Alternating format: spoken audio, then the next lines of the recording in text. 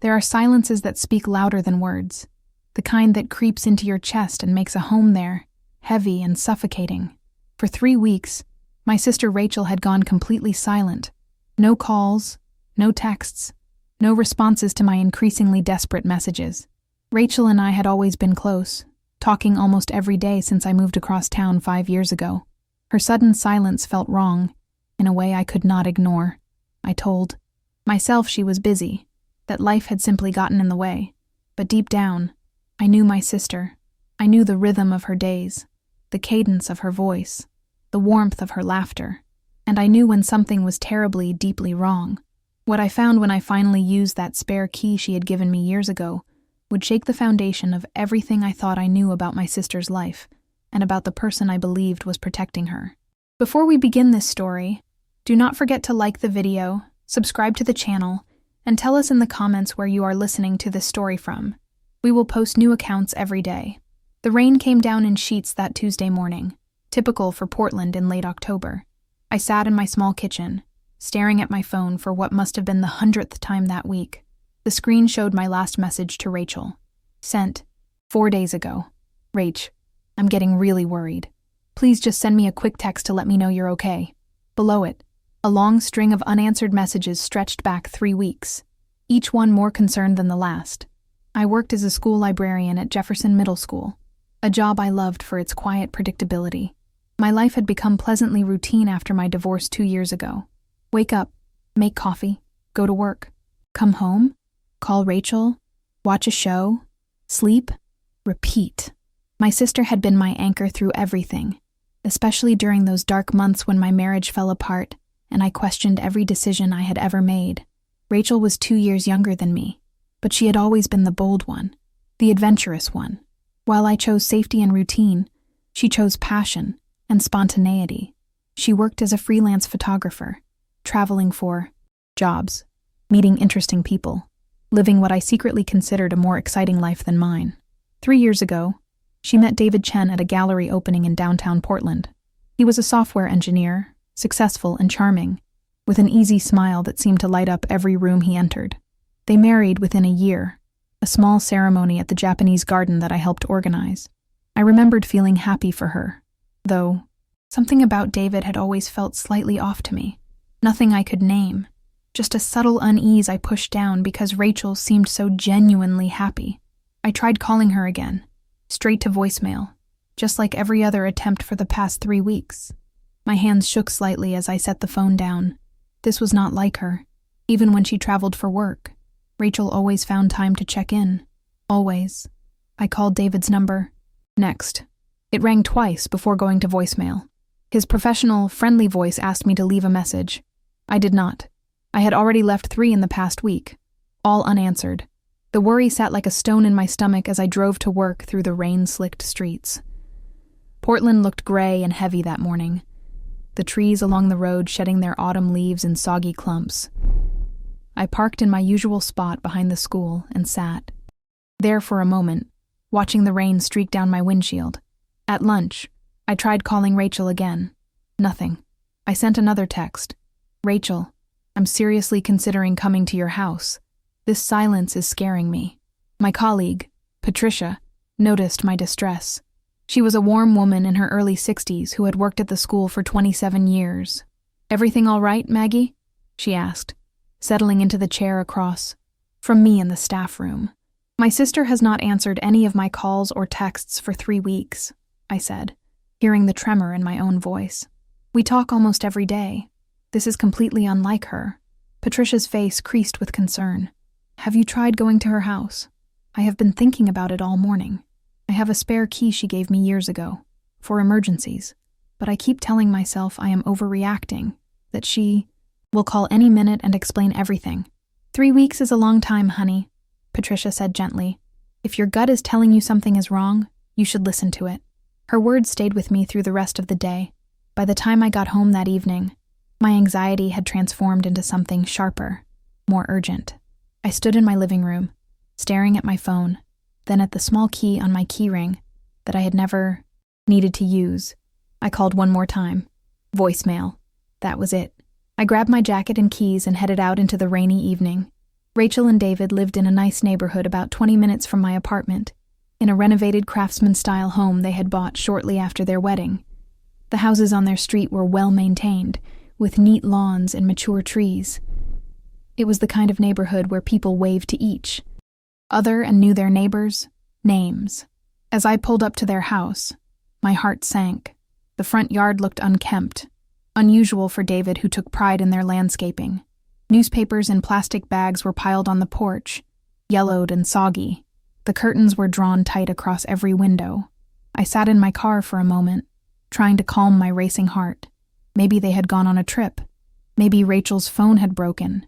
Maybe there was a perfectly reasonable explanation for all of this. But the newspapers, the drawn curtains, the complete silence. I got out of the car and walked to the front door, my shoes splashing through puddles on the cracked walkway. I rang the doorbell and waited. No answer. I knocked, hard enough that my knuckles hurt. Still nothing. My hands fumbled with my keys, finding the spare Rachel had given me. Just in case, she had said with a smile, pressing it into my palm at a coffee shop 3 years ago. You never know when you might need it. I slid the key into the lock. It turned smoothly. The door opened with a soft creak. Rachel?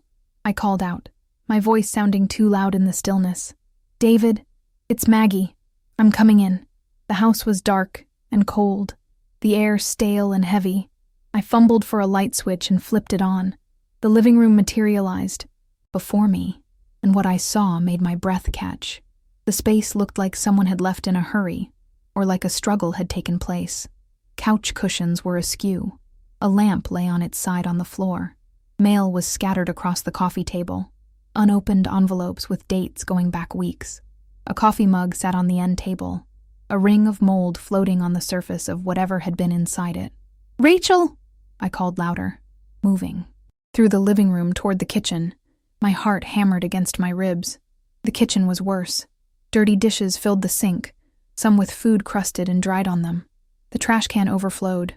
A strange smell hung in the air, sour and wrong. I pulled out my phone and tried Rachel's number again. Somewhere in the house, I heard a faint buzzing. Her phone. She was here, or at least her phone was. I followed the sound down the hallway toward the bedrooms. The buzzing came from behind the closed master bedroom door. I pushed it open. The bedroom was empty, but showed the same signs of disruption.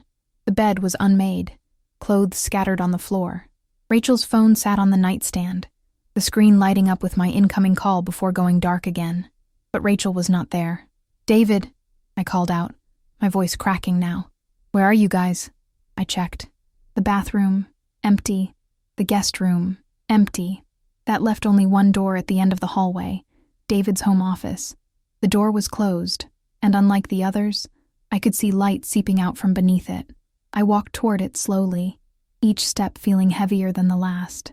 As I got closer, I heard it, a sound that made every hair on my body stand on end. Crying, quiet, muffled crying. Rachel, I whispered, pressing my ear against the door. The crying stopped abruptly. Then I heard movement, shuffling, and something that sounded like a chain rattling. I grabbed the doorknob, locked. Rachel, is that you? It's Maggie. My voice rose with panic now. A weak voice came from inside, barely audible. Maggie! Oh God! Maggie! Help me! It was Rachel. My sister's voice, but so thin and broken I barely recognized it. I twisted the doorknob frantically, then threw my shoulder against the door. It did not budge. The lock was solid. The door, heavy wood. Rachel, what's happening? Where's David? He's been gone since yesterday, she said, her voice strengthening slightly. Maggie, please, you have to get me out of here. Please. My mind reeled. I pulled out my phone with shaking hands. I'm calling the police right now, I told her. Just hold on, Rach. I'm getting you out, Esoy. I dialed 911, my fingers trembling so badly I almost dropped the phone. 911, what's your emergency? I'm at my sister's house, I said, my words tumbling out fast. She's locked in a room and I cannot get to her. Something is very wrong here. Please send someone immediately. I gave them the address, my sister's name, everything they asked for. The operator told me to stay on the line, that officers were on their way. I pressed my hand against the door. "Rachel, the police are coming. Can you tell me what happened? Are you hurt?" There was a long pause. When she spoke again, her voice was so full of pain it physically hurt to hear. "David locked me in here 3 weeks ago," she said. "After I told him I wanted to leave him." The world tilted beneath my feet. I slid down to sit with my back against the door, the phone still pressed. To my ears, the operator asked me questions I could barely process. "What do you mean he locked you in there?" I managed to ask. "Rachel, for 3 weeks. How?" "There's water," she interrupted. "He left water and some food. But Maggie, I think he's not coming back this time. I think he finally left me here to—" She could not finish the sentence. I could hear her sobbing on the other side of the door. In the distance, I heard, sirens approaching. They grew louder and louder, until red and blue lights flashed through the windows. I stayed on the floor by that door, talking to my sister through the wood, telling her she was going to be okay, that help was here, that she was safe now. But I was lying. We both knew it, because even as the police came through the front door calling out their arrival, even as I directed them to the locked office, even as they worked to break down that door, I knew that nothing would ever be okay again. What I saw when that door finally opened would be burned into my memory forever. And what I learned about the man my sister had married, the man I had smiled at during their wedding, the man I had shared holiday meals with, would change everything I thought I knew about trust, about family, about the monsters that hide in plain sight. The sound of splintering. Wood echoed through the house as 2 police officers forced the door open. It gave way with a final crack, swinging inward to reveal a scene that would haunt me for the rest of my life. Rachel sat on the floor in the corner of the office, her back pressed against the wall. She was thin, so terribly thin, her cheekbones sharp beneath pale skin.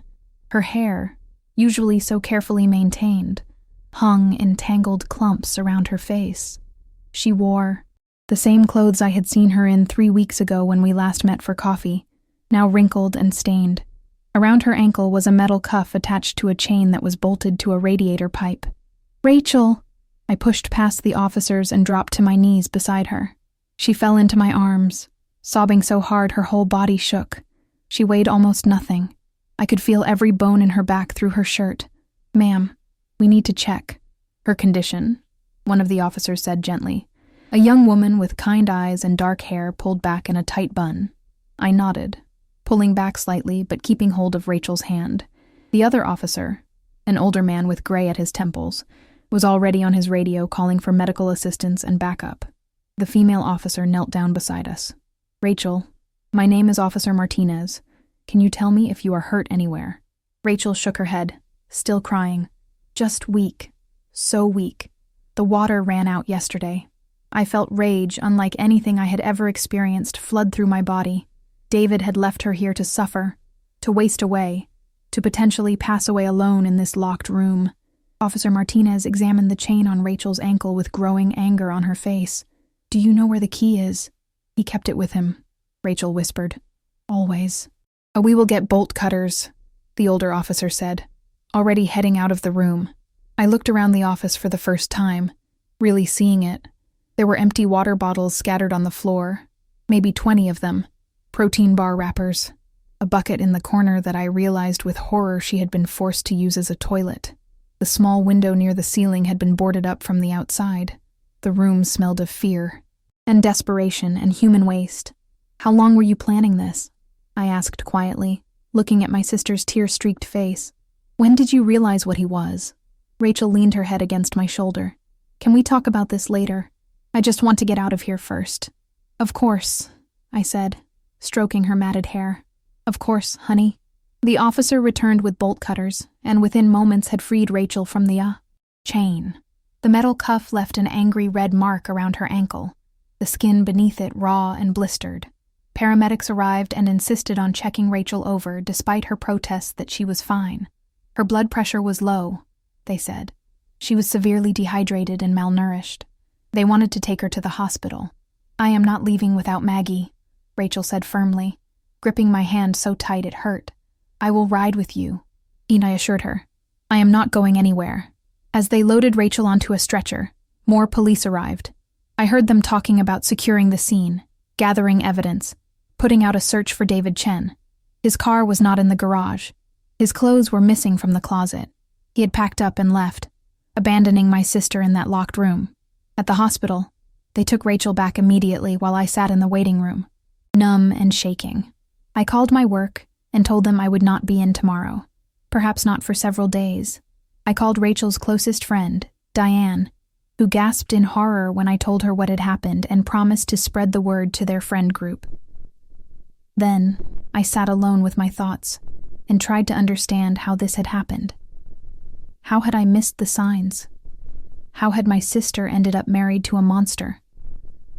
2 hours later, a doctor came out to tell me Rachel was stable, dehydrated and undernourished, but she would recover physically. They wanted to keep her overnight for observation and fluids. They had also called in a counselor who specialized in situations like this. "Can I see her?" I asked. "She has been asking for you," the doctor said with a small smile. Rachel looked tiny in the hospital bed, an IV line running into her arm. She had showered, her hair wet and clean now. She wore a hospital gown, and the angry mark around her ankle had been cleaned and bandaged, but her eyes looked older somehow, haunted. I pulled a chair close to her bed and took her hand again. For a long moment, we just sat there in silence. "I need to tell you everything," Rachel finally said, "from the beginning, so you understand how this happened. You do not have to do this now," I started, but she shook her head. I need to say it out loud. I need someone to know." I nodded, settling back in the chair. "I am listening." Rachel took a deep breath, her eyes fixed on some point beyond me as she began to speak. "It started so perfectly. You remember when I met David at that gallery opening 3 years ago? He was charming and attentive and interested in my photography. He asked thoughtful questions about my work. He made me feel seen in a way I had never felt before. Within a month, we were inseparable." I remembered. I had been happy for her then, even with that small, nagging doubt I had pushed aside. "The first 6 months were like a dream," Rachel continued. "He took me to nice restaurants. He introduced me to his friends. He supported my career and even helped me book some of my best jobs through his connections. When he proposed, I did not hesitate. I thought I had found my person. What changed?" I asked gently. "Nothing changed," Rachel said, her voice hollow. "That is what I did not understand for so long. He did not change. I just started seeing who he really was beneath the mask he wore." She paused, swallowing hard. The IV dripped steadily beside her. It started small, a comment here and there about my friends. How Diane talked too much. How Marcus drank too much. How my photography friends were not serious about their careers. I thought he was just being observant. Then he started suggesting I spend less time with them, more time with him. It felt romantic at first, like he could not get enough of me. I felt my stomach turn, recognizing the pattern even before she continued. "After we got married, it got worse. He wanted to know where I was all the time. He asked to see my phone. I said couples should not have secrets. I gave it to him because I thought I had nothing to hide. He went through my messages and asked about every male name, every conversation. I started to feel like I was being watched constantly. "Why did you not tell me?" I asked, though I already knew the answer. Abusers always isolated their victims first. "He was so good at making me doubt myself," Rachel said. "Whenever I got upset, he would turn it around, say I was too sensitive, that I was imagining things, that he was only concerned because he loved me so much. And there were still good days, Maggie, days when he was the man I fell in love with. Those days made me think I was the problem." Tears rolled down her cheeks now. I grabbed a tissue from the bedside table and gently wiped them away. He started controlling the money, said it made sense since he earned more, put everything in his name. My photography jobs dried up because he would schedule things during my shoots, get angry if I prioritized work over him. I became financially dependent on him without even realizing it was happening. "Rachel," I whispered, my heart breaking for her. 6 months ago, things escalated. We had an argument because I wanted to take a photography job in Seattle for a week. He did not yell. David never yelled. He just got very quiet and very cold. Then he grabbed my wrist and squeezed until I cried out. When I pulled away, there were bruises, perfect finger-shaped bruises. I looked down at her wrists now, seeing faded yellow marks I had not noticed before. He apologized afterwards. brought me flowers, cried, and said he did not know what came over him, begged me to forgive him, and I did. I wanted so badly to believe it was a one-time thing, but it was not, I said quietly. No, it happened again and again, always followed by apologies and gifts and promises. The verbal attacks got worse too. He would tell me I was worthless, that no one else would want me, that I was lucky he put up with me. I started to believe him. Rachel's voice grew stronger now, anger mixing with the pain. 3 weeks ago, I decided I was done. I do not know what. Finally snapped in me. Maybe it was seeing a bruise on my arm and realizing I had stopped being shocked by them. Maybe it was catching a glimpse of myself in the mirror and not recognizing the frightened woman staring back. But I knew I had to leave. What did you do? I asked. I waited until David went to work. Then I started packing a bag. I was going to go to Diane's house first, then figure out the rest. But David came home early. He said he forgot something. I think now he had cameras set up. I think he knew what I was doing. The thought made my skin crawl. He saw the bag and asked what I was doing.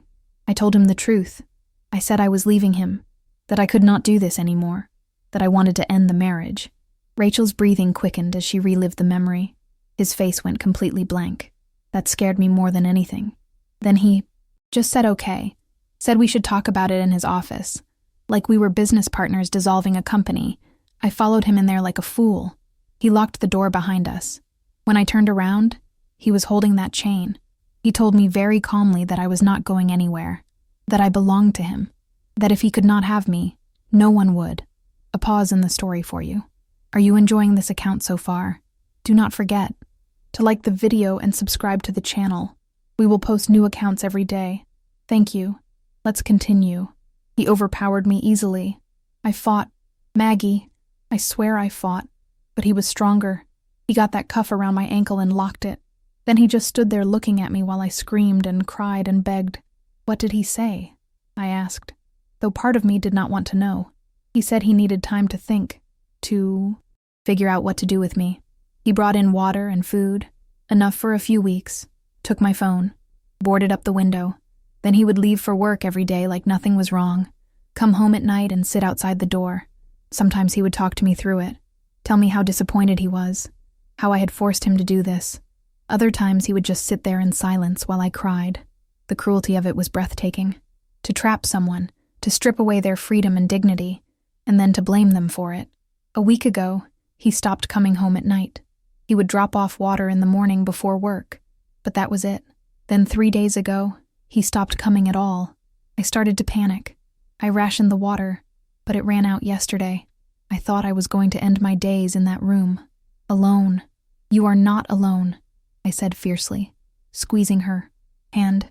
You're never going to be alone again. I am here. I am not going anywhere. Rachel looked at me with such gratitude it made my throat tight. I should have told you sooner, she said. I should have reached out. But I was so ashamed, Maggie. I felt so stupid for not seeing what he was, for staying as long as I did. None of this is your fault, I said firmly. David is the one who should be ashamed. David is the monster here, not you. A knock on the door interrupted us. Officer Martinez stepped in, her expression serious. I am sorry to interrupt, she said, but I need to ask Rachel some questions for our report. We have put out a warrant for David Chen's apprehension. His car was found at the airport long-term parking. We believe he may have left the country. Rachel nodded weakly. What do you need to know? I stayed by her side as, She recounted everything again for the officer, her voice steady despite the tears that kept falling. Officer Martinez took careful notes, her face growing harder with each detail. You did nothing wrong, the officer said when Rachel finished. I want you to know that what he did to you is criminal imprisonment, domestic violence, and attempted harm. We will find him. After the officer left, Rachel turned to me. What if they do not? What if he gets away? Then we deal with that, I said. But right now, you are safe. You are here. You are alive. That is what matters. The counselor came in next. A gentle woman named Dr. Sarah Chen. No relation to David, she made sure to clarify. She talked with Rachel about trauma responses, about the road to recovery, about resources available to her. It was after midnight when everyone finally left, and Rachel and I were alone again. She looked exhausted, her eyes fighting to stay open. "Sleep," I told her. "I will be right here when you wake up." "Promise?" she asked, sounding like a child. "I promise." I watched her drift off, her breathing finally evening out into sleep. Then I sat back in the uncomfortable hospital chair and let myself cry. For my sister. For the time she had lost. For the fear she had endured. For the long road ahead. But also, I felt something else stirring beneath the grief and anger. A fierce protectiveness. A determination. David Chen thought he could break my sister. He thought he could make her disappear. He thought wrong. Rachel had survived. And I would make sure she had everything she needed to rebuild her life from the ashes of what David had tried to destroy. Whatever it took, however long it took, I would be there. The night stretched on around us. Through the window, I could see Portland's lights twinkling in the distance. Somewhere out there, David was running. Let him run. He could not run forever. And when they found him, justice would be waiting. Rachel came home with me the next afternoon. The hospital discharged her with instructions for rest, proper nutrition, and follow-up appointments with both a physician and a therapist. She could not go back to that house. Not yet, maybe not ever. So my small one-bedroom apartment became our sanctuary. I gave her my bed and took the couch. She protested weakly, but I would not hear it. The first night, I woke up 3 times to her screaming. Nightmares. Each time, I rushed to her side, held her while she cried, reminded her where she was, that she was safe, that David could not reach her anymore. The police investigation moved forward. A Detective Williams, a seasoned investigator with 20 years on the force, took over Rachel's case. He came to my apartment 2 days after Rachel's rescue to update us. "We tracked David's movements through airport security footage," he said, sitting in my small living room with a notebook balanced on his knee. "He flew to Mexico City the day after he stopped visiting you, Rachel. From there, the trail goes cold. Mexico does not have an extradition treaty with the United States for all crimes, but what he did qualifies. We are working with international authorities, so he is just gone," Rachel said flatly. She sat curled up on the couch, wearing my old college sweatshirt that hung loose on her thin frame. "For now," Detective Williams said, "but men like David make mistakes. They get comfortable. They think they are smarter than everyone else. When he does we will be ready." After the detective left, Rachel stared out the window at the gray Portland sky. "He wins, does he not? He gets to run away and start over somewhere else while I am stuck here dealing with everything he did." "He has not won anything," I said firmly. "He is a fugitive. He had to abandon his whole life, his career, everything. He is the one running scared. You are here, rebuilding. That is not losing." Rachel. But I could see she did not believe me. The defeat in her eyes cut deeper than any physical wound. The next few days established a new routine. I went to work in the mornings while Rachel slept late, her body still recovering. I came home during lunch to check on her. Patricia covered my afternoon duties so I could leave early. My colleagues had been incredibly supportive when I explained, in vague terms, that my sister was going through a difficult situation. Rachel's friend Diane visited often, bringing meals and sitting with Rachel when I had to work. Other friends came too, once Rachel felt ready to see them. Each visit seemed to bring a little more life back to her eyes. 2 weeks after her rescue, Rachel finally agreed to go back to the house with me. She needed clothes, personal items, her photography equipment. Detective Williams had cleared the scene, and the locks had been changed. David's office remained sealed with police tape, but the rest of the house was accessible. We pulled up to the Craftsman home on a cold November morning. The yard looked even worse now, the grass overgrown and littered with fallen leaves. A notice from the Homeowners Association was taped to the front door. "I cannot do this," Rachel said suddenly, her hand on the car door handle but not opening. "We can leave," I said immediately. "We can come back another day, or I can go in alone and grab what you need." She shook her head. "No, I need to do this. I need to prove to myself that I can walk into that house and walk back out again." We sat in silence for another minute. Then Rachel took a deep breath and opened the door. Inside, the house felt cold and empty. Our footsteps echoed on the hardwood floors. Rachel moved through the room slowly, touching things here and there as if relearning the space. In the bedroom, she packed clothes mechanically, not looking at the side of the closet where David's things had hung. He took everything, she said quietly. Not a single shirt left behind. He planned this. He knew exactly what he was going to do. In her photography studio, a converted sunroom at the back of the house, Rachel stopped. This room had been left untouched. Her cameras sat on the shelf, her prints hung on the walls, her editing computer still on the desk. He did not care about any of this, Rachel said, running her hand over her favorite camera. My whole career, everything I built before him. He never valued any of it. He just tolerated it until he could take it away. She started packing her equipment carefully. I helped, wrapping cameras in bubble wrap, organizing lenses, disconnecting her computer. We were nearly finished when Rachel opened a drawer in her desk and froze. "Maggie," she said, her voice strange. "Look at this." Inside the drawer was a stack of papers. Rachel pulled them out with shaking hands. Bank statements, credit card bills, all in David's name, but the amounts made no sense. "He told me we were financially stable," Rachel said, scanning the documents. "He said his job paid well and we had savings. But these bills, Maggie, he was drowning in debt." I looked over her shoulder. Credit cards maxed out. A second mortgage on the house Rachel had not known about. Collections notices. "There is more," Rachel said, digging deeper in the drawer. She pulled out printed emails. "He was having an affair. Multiple affairs. Look at these messages. He was telling these women he was single, taking them to hotels, spending money he did not have." The picture emerging was even uglier than we had thought. David had not just been controlling and violent. He had been living a completely double life, maybe a triple life, using Rachel as his respectable wife while pursuing other women behind her back, spending money recklessly while telling Rachel they had to budget carefully. "I was so stupid," Rachel whispered. "No," I said, sharply. "He was a liar, a skilled, practiced liar. This is not on you."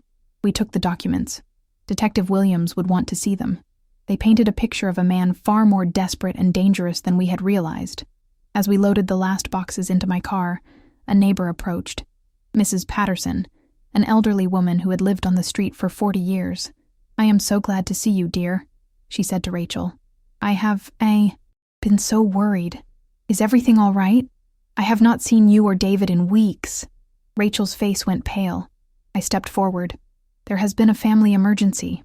Rachel has been staying with me." Mrs. Patterson's face creased with concern. "Oh, I hope everything is okay. Such a nice couple you two were. David was always so polite when I saw him. Always had a smile and a wave." The words hung in the air. Always so polite. Always smiling. The perfect mask. "Mrs. Patterson," I said carefully, "did you notice anything unusual over the past few weeks? Anything at all?" She thought for a moment. "Well, now that you mention it, David did have several visitors I had not seen before. Women, mostly. They would arrive after dark, stay for an hour or two, then leave. I thought perhaps they were clients or colleagues. He worked from home so often." Rachel's grip on my arm tightened. "When was the last time you saw him?" I asked. "About 3 weeks ago. He loaded up his car very late one night. I only noticed because my cat woke me up. I looked out the window and saw him putting suitcases in his trunk. I thought perhaps he was taking a trip. 3 weeks ago, the night he had left Rachel locked in that room and fled the country. We thanked Mrs. Patterson and got back in the car. Rachel stared straight ahead, her jaw clenched. "He had women coming to our house while I was locked in that room," she said. "He was living his life, entertaining guests, while I was 20 feet away wondering if I was going to make it through another day." The cruelty of it was staggering, but it also made me angry, deeply, righteously angry. "He is a coward," I said, "and cowards always get caught eventually." Back at my apartment, we showed the documents to Detective Williams. His expression grew darker as he read through them. "This changes things," he said. "These affairs, this debt, this gives us more places to look. These women he was involved with, they might know where he went. And financial desperation makes people sloppy. He will need money. He will have to access accounts or contact someone eventually." For the first time since her rescue, I saw a flicker of hope in Rachel's eyes. The next week brought more revelations. Detective Williams tracked down 2 of the women David had been seeing. Both were shocked to learn he was married. Both had been told elaborate stories about his life. Both had lent him money they never got back.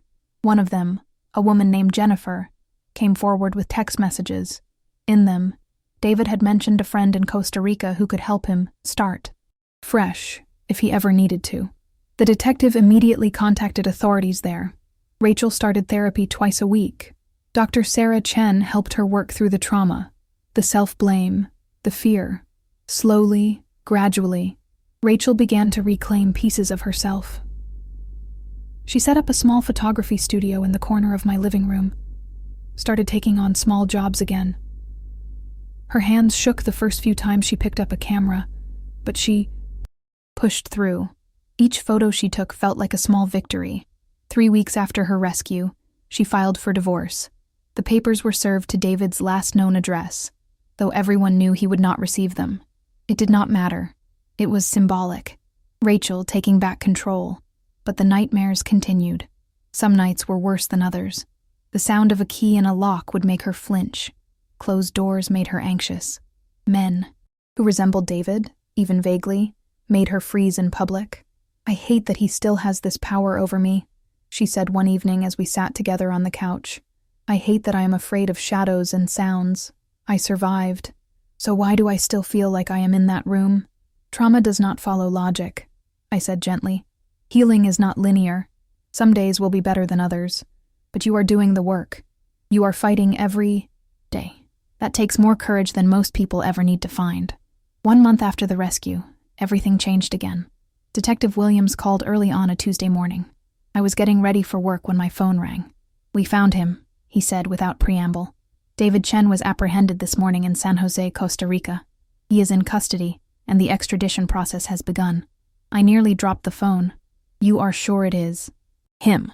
"Positive identification. He was living under a false name, working at a tech company there under forged credentials.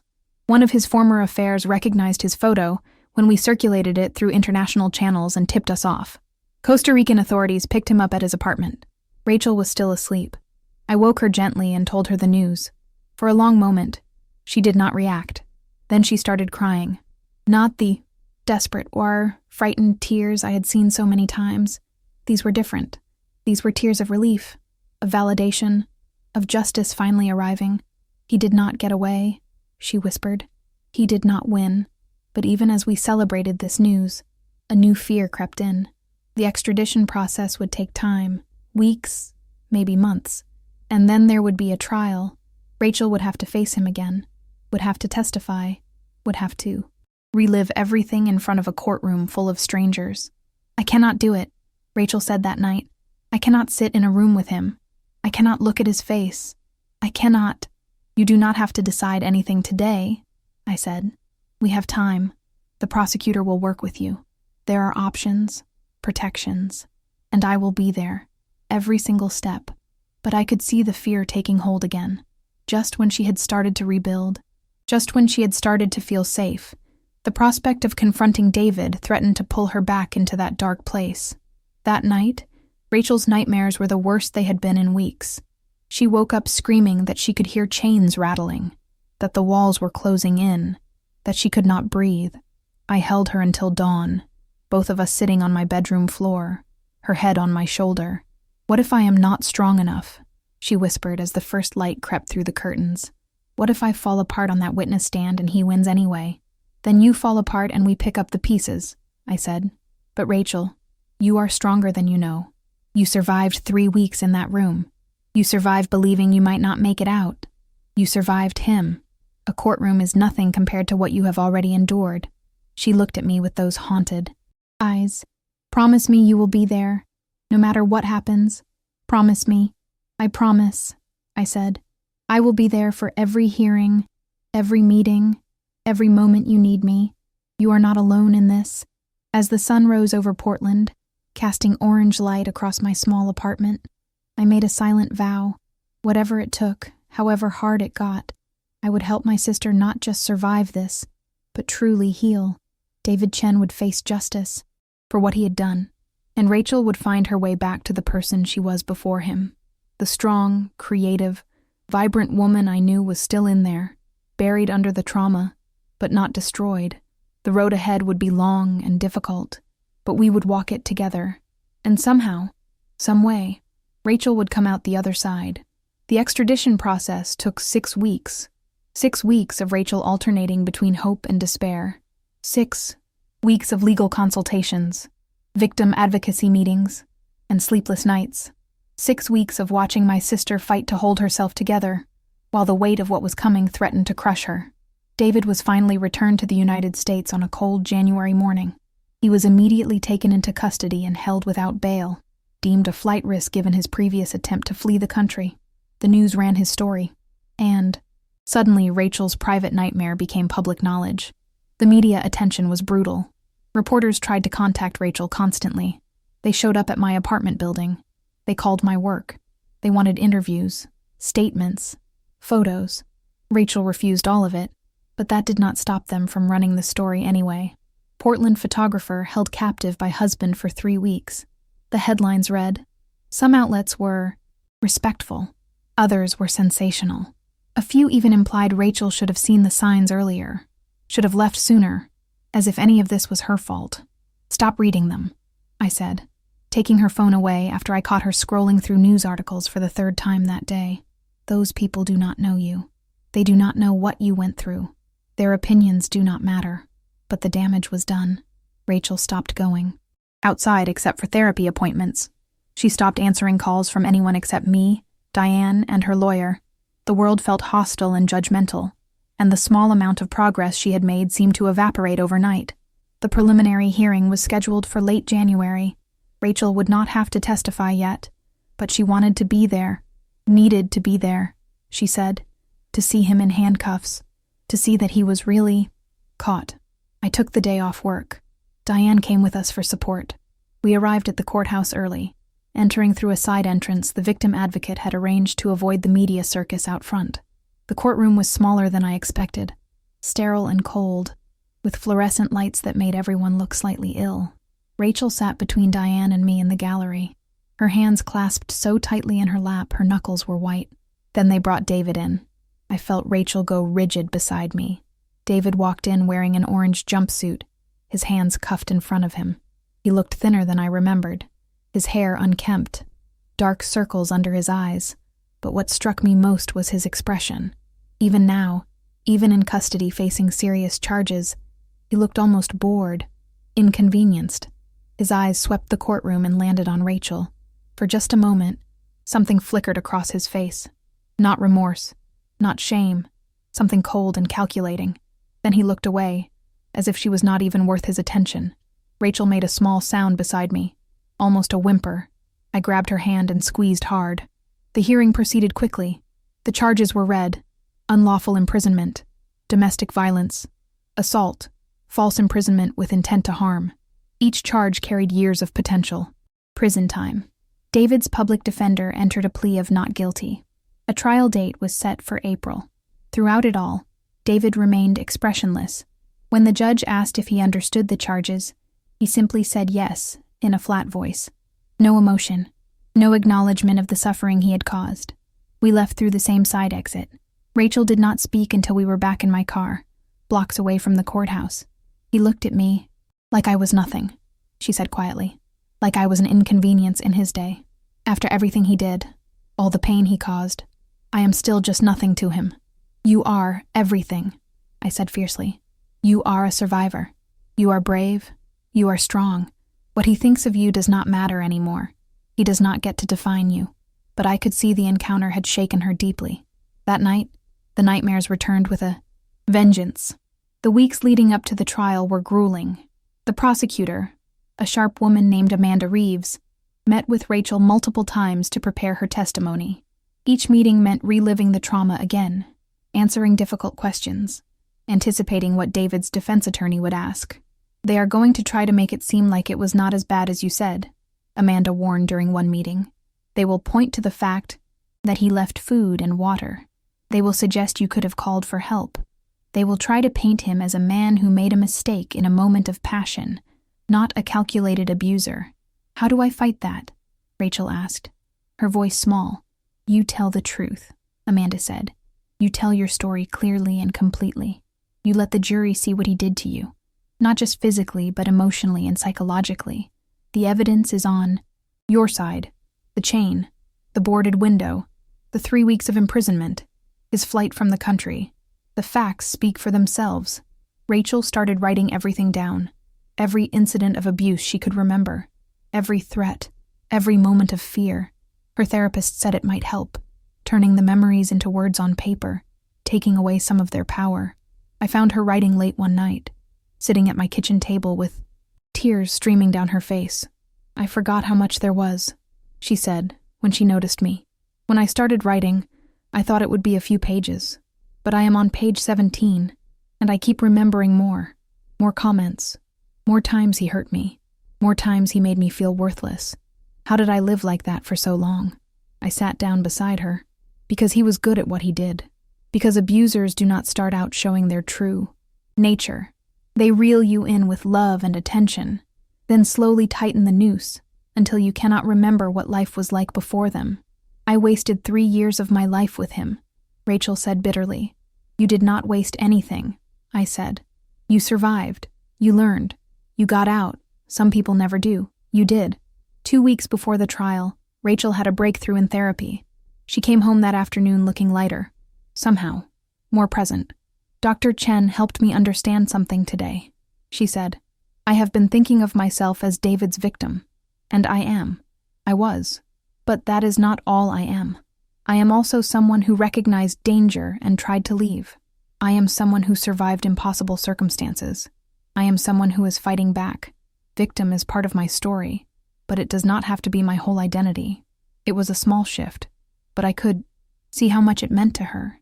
She started carrying herself differently, speaking more firmly, making decisions about her own life instead of constantly asking my opinion. She decided to move forward with selling the house. She could not live there, but she also could not let it remain a monument to her trauma. The proceeds would be hers, Amanda assured her, since David's name would be stripped from the deed given his crimes. She started posting her photography online again, tentatively at first, then with growing confidence. People responded warmly, many sending messages of support once they learned her story. A local gallery reached out about featuring her work in an upcoming show. "Life is starting to feel possible again," she told me one evening. "Not normal. I do not know if I will ever feel normal again, but possible. Like there might be a future worth living." Then, a week before the trial, everything shifted once more. Amanda Reeves called me at work. "We need to talk. Can you and Rachel come to my office this afternoon?" The seriousness in her tone made my stomach drop. I left work early and picked up Rachel. We drove to the prosecutor's office in tense silence. Amanda's office was small and cluttered with case files. She gestured for us to sit, her expression carefully neutral. "David's attorney approached me this morning with a plea deal," she said without preamble. Rachel's intake of breath was sharp. "What kind of deal?" "He is willing to plead guilty to unlawful imprisonment and domestic violence if we drop the assault and false imprisonment with intent to harm charges. He would be looking at 8 to 12 years instead of the potential 25 if convicted on all counts." "No," Rachel said. "Immediately, absolutely not. He does not get to negotiate his way out of this. I understand your reaction," Amanda said carefully, "and I want to be clear that this is entirely your decision. I will support whatever you choose, but I need you to understand what going to trial means." She laid out the reality in stark terms. A trial would be public. Rachel would have to testify in detail about everything David had done. His defense attorney would cross-examine her aggressively. The process could take weeks, and there was always the possibility that a jury might not convict on the most serious charges. "With a plea deal, we guarantee he goes to prison," Amanda continued. "We guarantee he has a felony record. We guarantee consequences. A trial is a gamble, no matter how strong our case is." "What would you do?" Rachel asked. "I cannot answer." "That," Amanda said gently, "this has to be your choice. But I can tell you that in my 15 years as a prosecutor, I have seen strong cases fall apart in front of a jury. I have seen victims destroyed by cross-examination. And I have also seen justice served through plea deals that spare victims additional trauma." We left Amanda's office with no decision made. Rachel had 48 hours to decide. That night, Rachel paced my Apartment like a caged animal. If I take the deal, he wins, she said. He gets a lighter sentence. He gets to avoid a trial. He gets to avoid public accountability. If you go to trial, you might win everything, or you might walk away with nothing, I countered. And either way, you have to sit in that courtroom and relive the worst moments of your life while he stares at you. I do not know what to do, Rachel said, her voice breaking. How do I choose? We talked through the night, called Diane, who listened and offered perspective, but no answers, called Dr. Chen, who helped Rachel explore her feelings without judgment. By dawn, Rachel looked exhausted but resolved. I want to take the deal, she said quietly. Not because I am afraid of trial, not because I want to make it easy on him, but because I want this to end. I want to move forward with my life. I want him in prison where he cannot hurt anyone else, and I want to stop letting him take up space in my head. She called Amanda that morning and agreed to the plea deal. The plea hearing was scheduled for the following week. It was quick and procedural. David stood before the judge and pled guilty to the charges.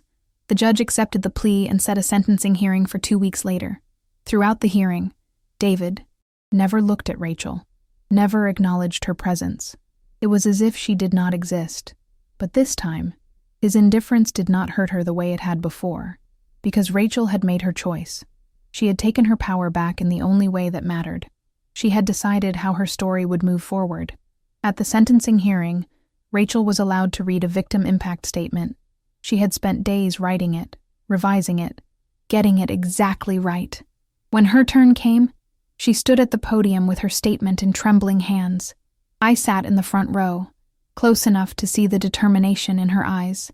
David Chen took 3 weeks of my life, Rachel began, her voice steady despite her shaking hands. But before that, he took 3 years. 3 years of slowly destroying my sense of self. 3 years of making me believe I was worthless. 3 years of isolation, control, and fear. She detailed the abuse without graphic details, painting a picture of systematic cruelty. The courtroom was silent.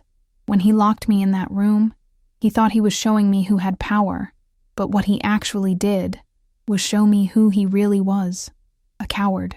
A man so insecure and pathetic that the only way he could feel strong was by imprisoning someone who loved him.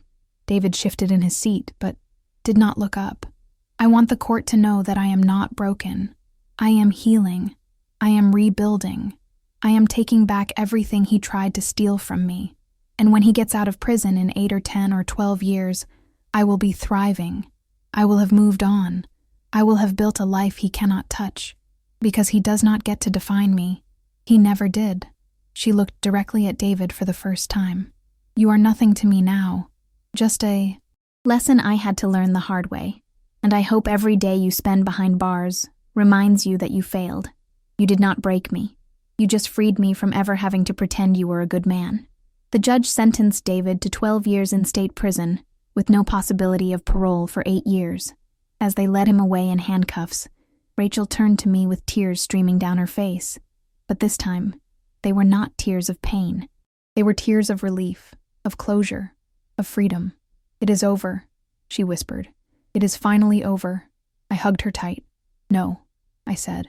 It is finally beginning. A pause in the story to remind you to like the video, subscribe to the channel, and tell us in the comments where you are listening to this story from. We will post new accounts every day. Thank you. Let's continue. The day after David's sentencing, Rachel woke up. Early, I found her sitting on my small balcony, watching the sunrise paint Portland's skyline in shades of orange and pink. She had a cup of coffee in her hands, and something peaceful in her expression that I had not seen in months. I slept through the night, she said when she noticed me. No nightmares, no waking up in a panic, just sleep. Real, actual sleep. I pulled up a chair beside her. How does it feel? Strange, she admitted. Like I have been holding my breath for months, and I finally remembered how to exhale. I keep waiting for the other shoe to drop, for something terrible to happen. But nothing is happening.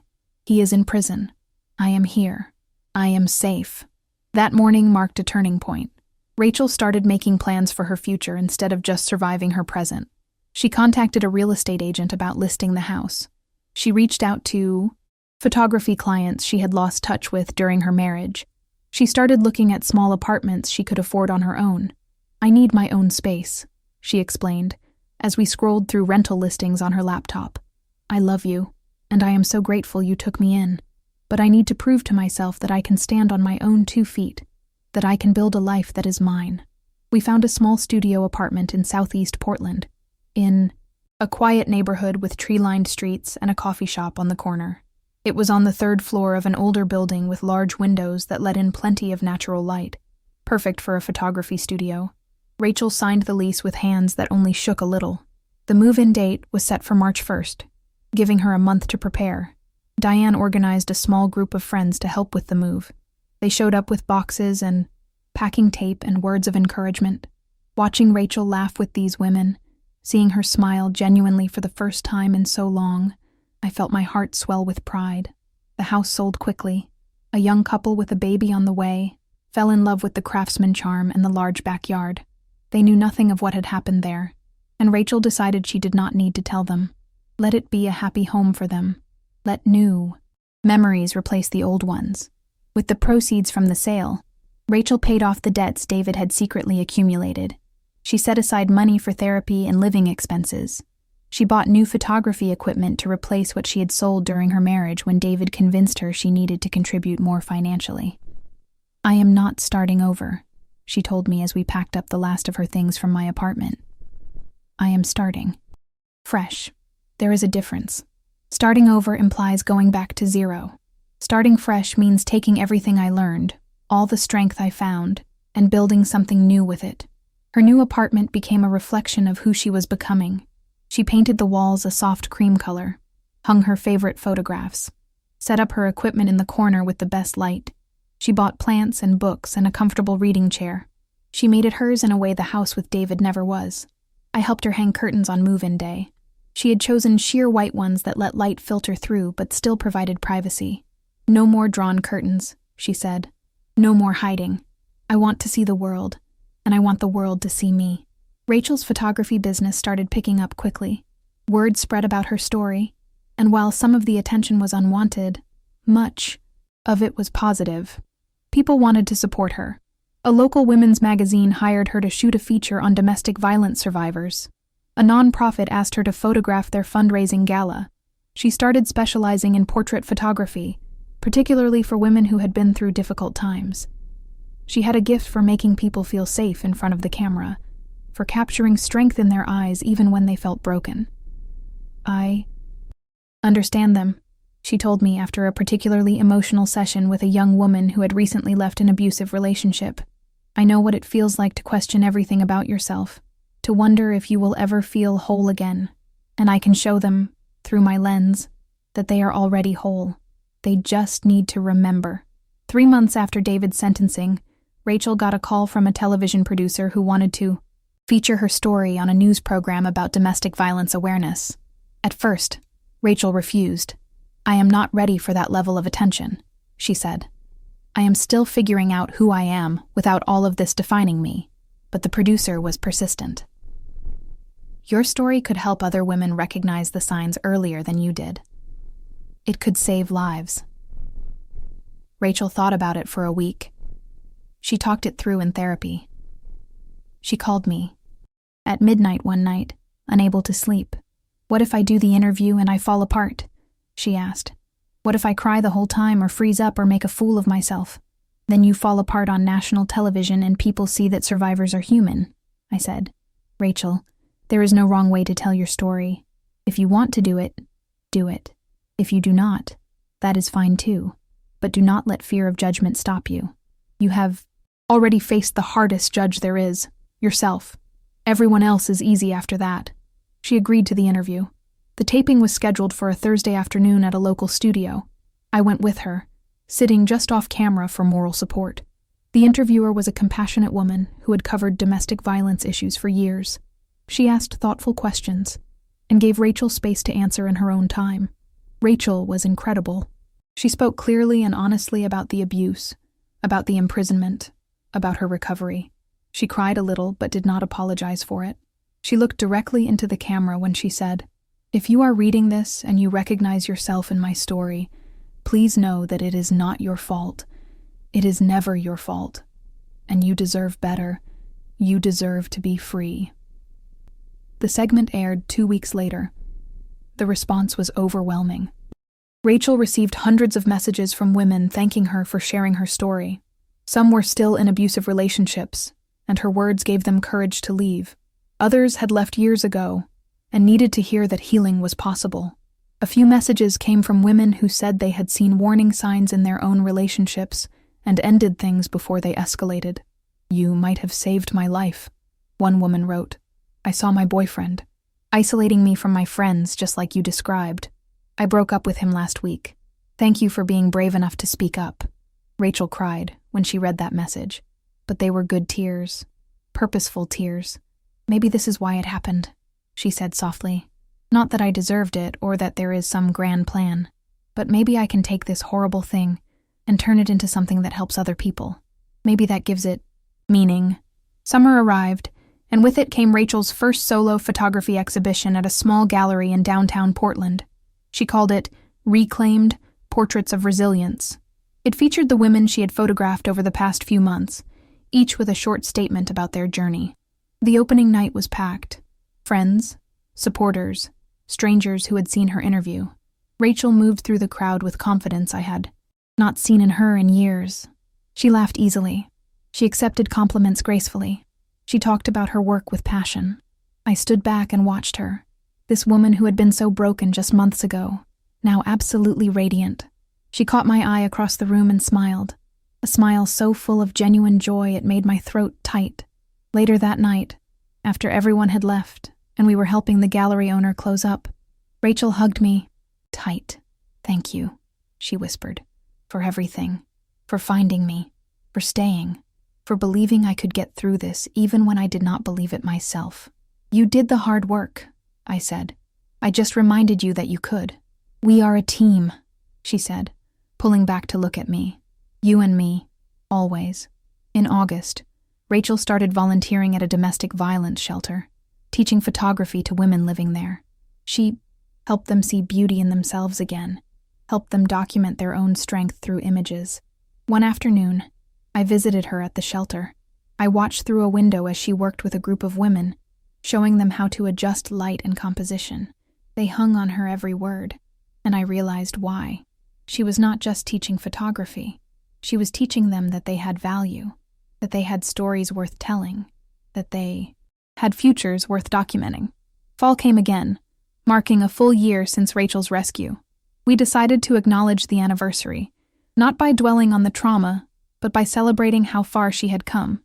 We hiked to a waterfall outside Portland, one of Rachel's favorite spots from before her marriage. She had not been back since meeting David. As we stood at the base of the falls, mist spraying our faces, Rachel pulled out her camera.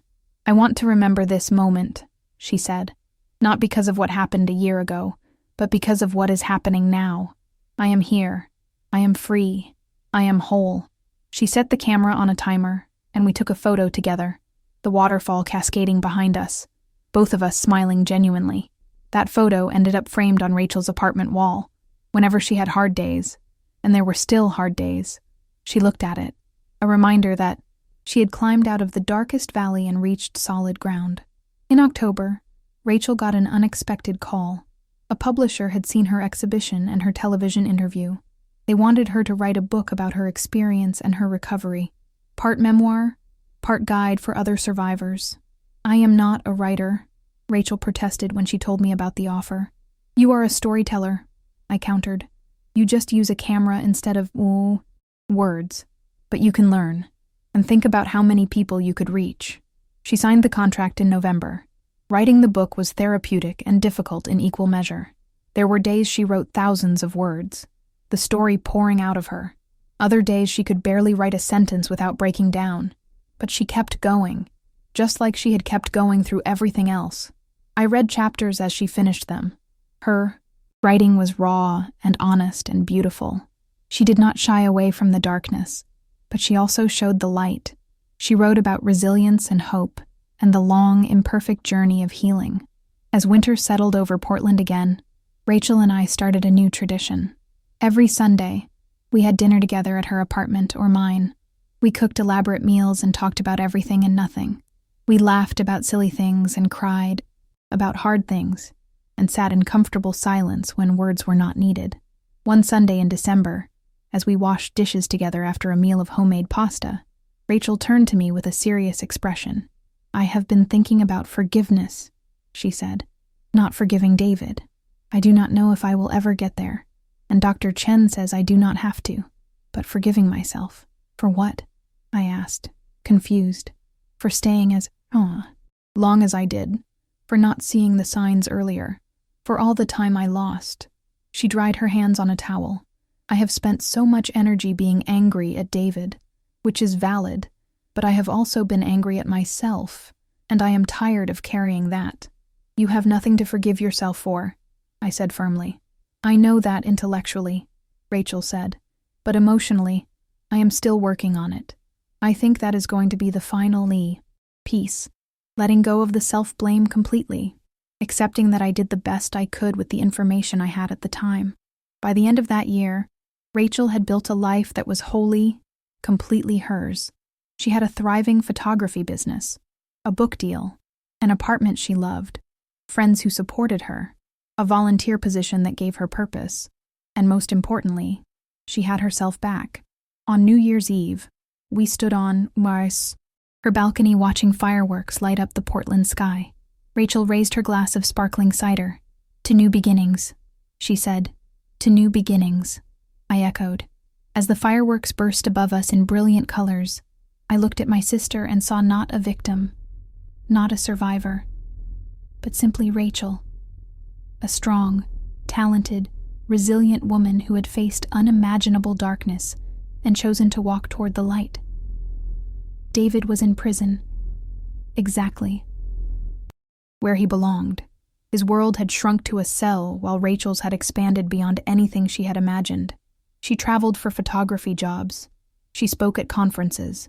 She helped other women find their strength. She lived fully and freely and fiercely. Sometimes people asked her if she was afraid David would come looking for her when he got out of prison. She always gave the same answer. "I spent enough time being afraid of him. I refuse to give him another minute of my life. If he comes looking for me when he gets out, he will find a woman who is nothing like the one he knew. He will find someone who cannot be broken because she has already been broken and rebuilt herself stronger, and that terrifies men like him more than anything." Rachel's book was published the following spring. It became a bestseller, resonating with thousands of readers who saw their own stories reflected in hers. She went on a book tour, speaking at events across the country. Everywhere she went, women thanked her, told her she had changed their lives, told her she had given them hope. She donated a portion of the book proceeds to domestic violence shelters and advocacy organizations. She established a scholarship fund for survivors pursuing creative careers. She used her platform to push for stronger laws and better support systems. But more than any of that, she simply lived. She dated casually, taking her time to trust again. She traveled to places she had always wanted to see. She pursued photography projects that challenged and excited her. She adopted a rescue dog named Luna, who slept at the foot of her bed and chased away the last of her nightmares. 2 years after her rescue, I visited Rachel at her new apartment, a larger space she had moved into with the book earnings. It had 2 bedrooms, one of which she had converted into a proper photography studio. Her work hung on every wall. Plants thrived in every window. It was bright and warm and alive. We sat on her couch, Luna curled between us, and looked through old photos on her laptop. We came across pictures from her wedding to David. Rachel studied them for a moment, her face thoughtful. "I look so young," she said, "so hopeful. I wish I could go back and warn her, tell her to run." "Would she have listened?" I asked gently. Rachel considered this. Probably not. She thought she knew better. She thought her love could fix him. She had to learn the hard way that some people cannot be fixed because they do not think they are broken. She closed the laptop. "But I do not regret it anymore.